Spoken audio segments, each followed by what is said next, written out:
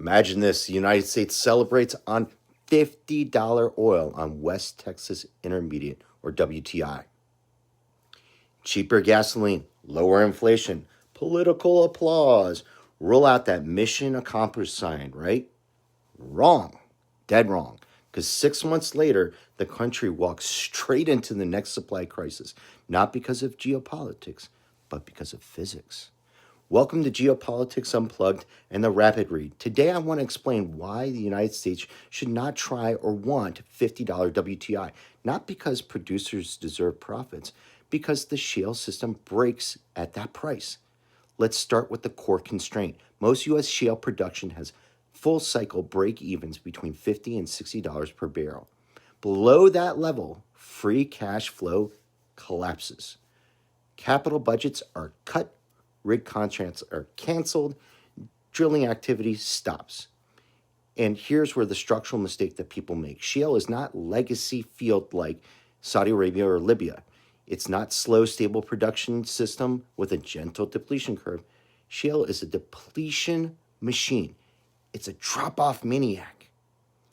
A typical shale well loses between 60 to 70% of its production in the first 12 months, another 20 to 25% in the second year.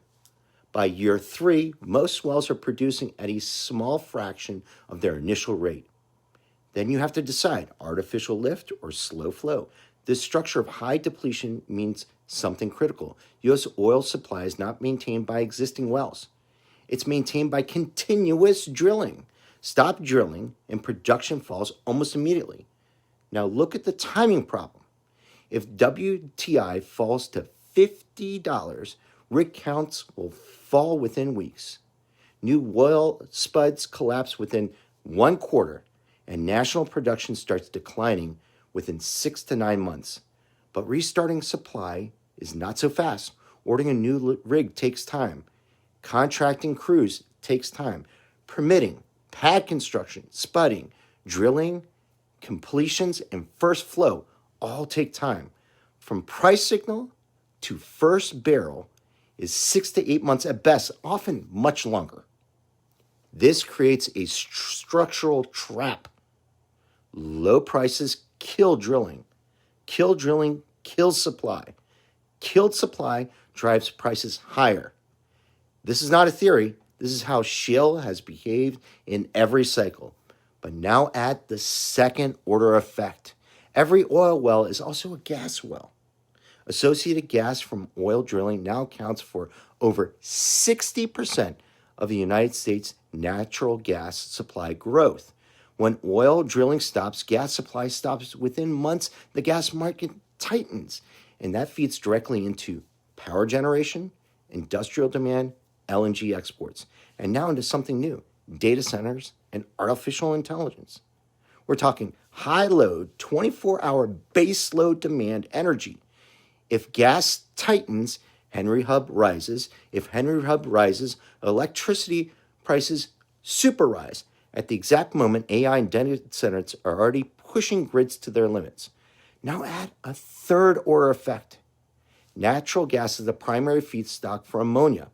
Ammonia is the primary input for nitrogen fertilizer. High gas prices means high fertilizer prices. High fertilizer prices mean even higher food prices. This is not abstract. This is the transmission chain. Lower oil prices leads to no drilling, leads to falling oil supply, falling gas supply, higher power prices, higher fertilizer costs, and higher food prices too. All triggered by celebrating that $50 oil. And here's the key insight. Let me pause here. And if you remember nothing else, remember this. The United States does not have a low-cost oil system. It has a high-decline oil system. Shale only works when capital keeps flowing. When prices fall below break-even, the system does not stabilize. It destabilizes. And it destabilizes quickly. The optimal price for U.S. gas is not low. It's stable. High enough to sustain drilling. Low enough to avoid demand destruction. Because the worst outcome is not $80 oil. The worst outcome is $50 oil followed by $90 or $100 oil 6 months later. That's how this cycle is born, and that's what happens. That's how inflation returns, and that's why the United States should not want $50 WTI. Not for producers, not for consumers, not for power prices, not for food prices, and certainly not for energy security. That is the structural reality of shale in the United States. You don't have to like it, but you better expect it, plan for it, deal with it, and that's the truth from your friends at geopoliticsunplugged.com. I'm Justin James McShane. See you in our next video. Cheers.